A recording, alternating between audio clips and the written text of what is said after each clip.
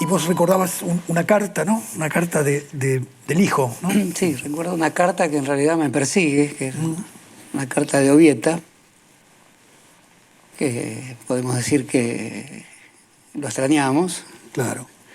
El hijo de Macedonio, que visitando Concord, que es la ciudad que visitaron tantos argentinos, comenzando por Sarmiento a finales del siglo XIX, para visitar a Emerson, que era el gran filósofo norteamericano, que influye decisivamente en Latinoamérica y también en Macedonia. Y Ovieta le dice desde Concord, que aún tiene calles de tierra: yo sé, Padre mío, que hubieras querido ser comprendido. Y esa frase siempre me resultó una puntada que acompaña toda la lectura de Macedonio, porque da la impresión de que el precio que todo lo que describías en cuanto a las acciones de Macedonio para ver ficción en la realidad era cierto hermetismo o cierto juego con el lector que lo obligaba incluso a la propia disolución de lo que estaba haciendo en términos de la relación escritor-lector, al intercambiarlas y someterlas a un sacrificio muy profundo. Y debe ser alguna conversación que tuvo con su hijo, muy reservada, que aparece en una carta de Ovieta. Muy interesante. Y el deseo de ser comprendido es un deseo muy profundo de cualquier escritor. Y el precio de lo que hacía era cierto obstáculo de esa comprensión, ¿no? Bueno, conocí la carta, ¿no? Es realmente una carta que uno la toma como una suerte de complicidad, digamos así, entre el padre y el hijo sobre una cuestión, ¿no? Porque uno puede ver otros ejemplos, ¿no? De escritores que están ahí en el borde de algo más o menos hermético, como puede ser el de Samalima, para poner un ejemplo de la lengua, ¿no? Y habitualmente la cuestión del hermetismo puede formar parte de una poética en un punto, ¿no?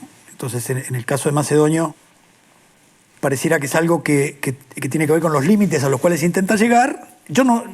Me cuesta mucho verlo como un obstáculo para él, digamos, como una imposibilidad o como algo que él no puede resolver, ¿no?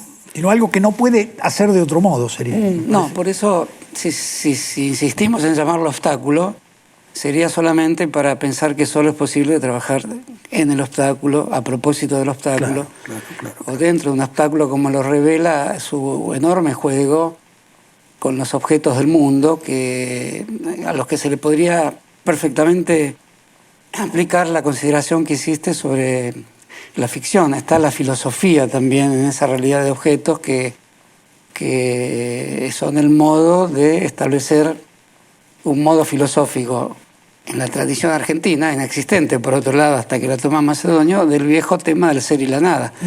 ¿Dónde está la nada? Es inútil leer en Macedonio lo que leeríamos antes o después, en el siglo XIX o en el siglo XX, bajo esa misma consideración, el ser y la nada. Pero en Macedonio está en todo lo que suponen los objetos de uso cotidiano en cuanto a que pensamos de ellos que pueden llegar a fallar. Por ejemplo, el encendedor que falla.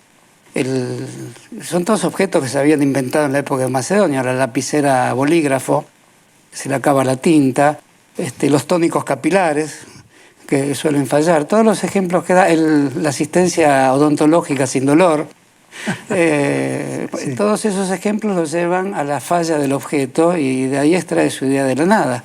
Así como se puede contrastar, me pareció poder decir, pensando en si sustituyéramos la idea de ficción por la idea de filosofía, la antagónica idea de la nada, que es la del ser. Ahí también procede buscando otro objeto que no es el encendedor o una hebilla o lo que encuentra efectivamente como objetos irrisorios de la vida real, sino el zapallo, el famoso caso del zapallo que se hizo Cosmos. Y ahí introduce tratando los objetos, la risa, que es difícil saber de dónde saca esa risa que tantos filósofos vieron como el objeto más preciado del filosofar.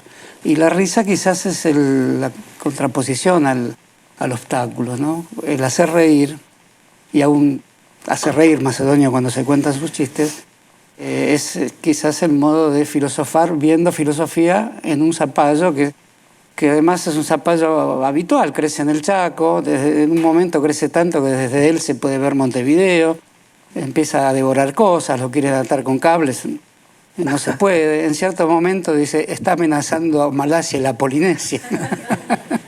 Pero lo más interesante del zapallo es que el cosmos, que por el momento es antagónico al zapallo, que sería una forma del orden, quiere combatirlo con cierta inutilidad y decide finalmente que sería bueno ser parte del zapallo. Y el zapallo efectivamente sigue creciendo y devorando todo y toma formas diversas, por lo tanto es lo contrario de la nada, es un conjunto de sucesos transformistas de carácter maravilloso, donde por momentos toma formas de la realidad, un buque, dice, no me acuerdo qué otra forma toma, pero lo cierto es que es un propósito de devorar finalmente toda la materia, es la construcción del ser, claro, que sería el zapallo y su corteza, dice. Y la pregunta final, que no sé si es la pregunta final, pero es una pregunta que desbarata toda la consideración del ser, con algo que hoy cualquier filósofo del ser lo llamaría la falla interna o el significante vacío.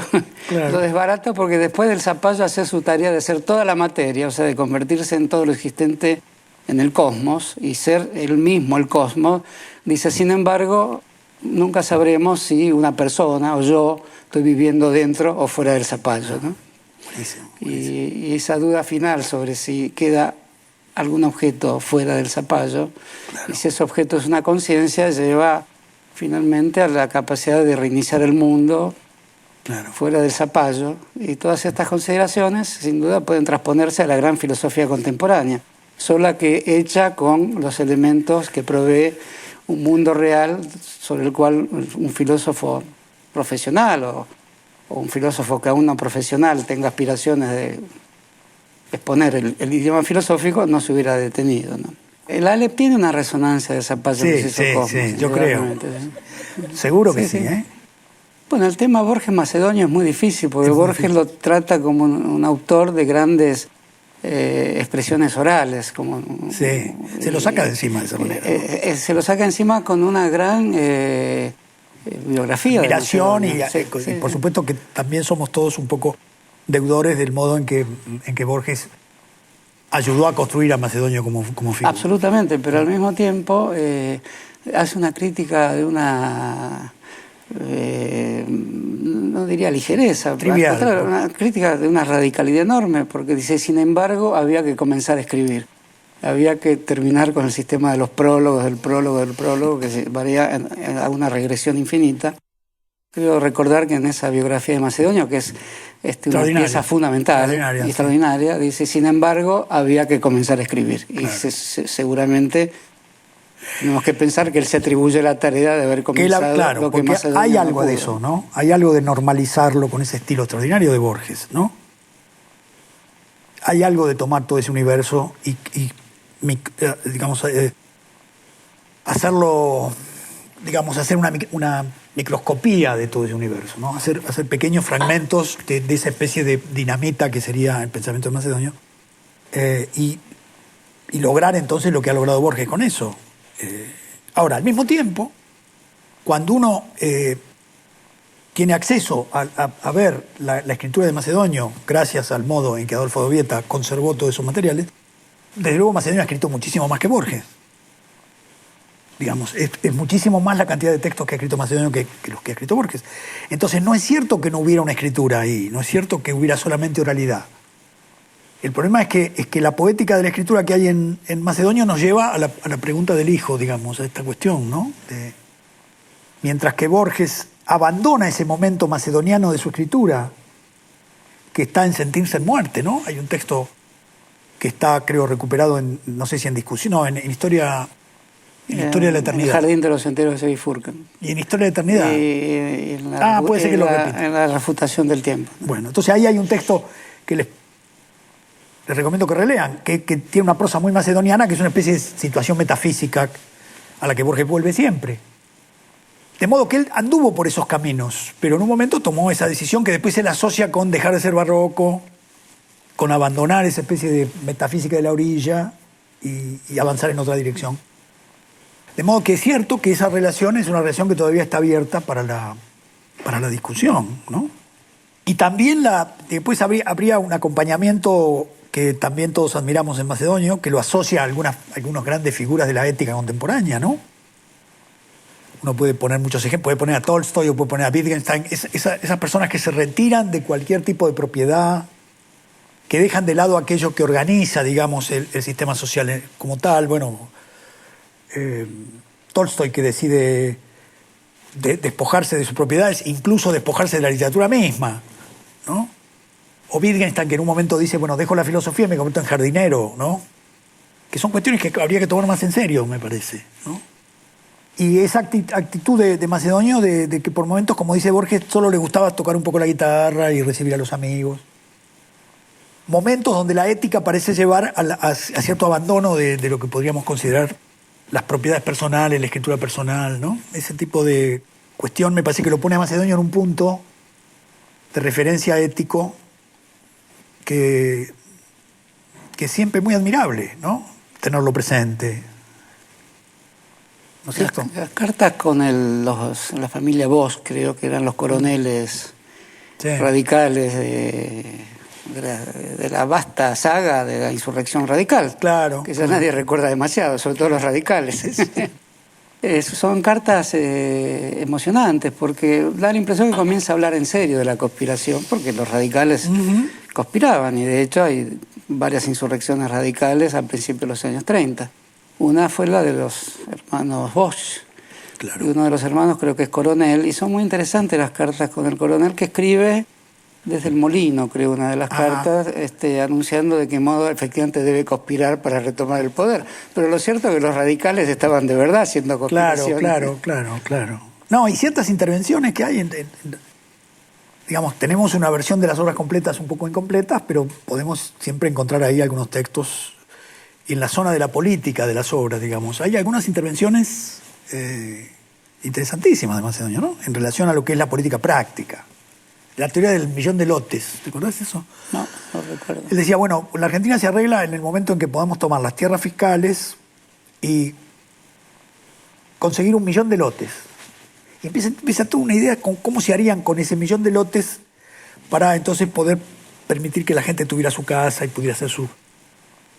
Que de pronto son como planes más o menos anarquistas, pero muy conectados con situaciones muy reales, ¿no es verdad? O sea que hay distintos modos de entender la práctica de Macedonio en relación con la política, con la filosofía, con la literatura, ¿no? Una actitud cuando anuncia el brindis a Marinetti, tiene muy clara conciencia de que tiene que establecer una diferencia con Marinetti. Lo hace a propósito del tema del Estado, declarando la nulidad del Estado, con lo cual era la forma más segura de oponerse a Marinetti. Pero más allá del tema del Estado, sabe muy bien que no debe hacer una concesión ahí, ¿no? Al fascismo de Marinetti, ¿no? Al mismo tiempo que, más o menos para la época, voy a agregar un ejemplo a los que diste de la campaña electoral, la salivadera oscilante. Eso, la salivadera oscilante, también merecía que alguien estuviera al lado y se ve esta salivadera oscilante que desafía la puntería de cualquier salivador. Claro. Puede ser arreglada por el presidente Macedonio. Muy bueno. Con eso vamos a terminar la conversación, que fue otra vez también eso de una navegación preliminar en el archipiélago Macedonio Fernández, ¿no? Bueno, muchas gracias, Horacio. Bueno, gracias, Ricardo.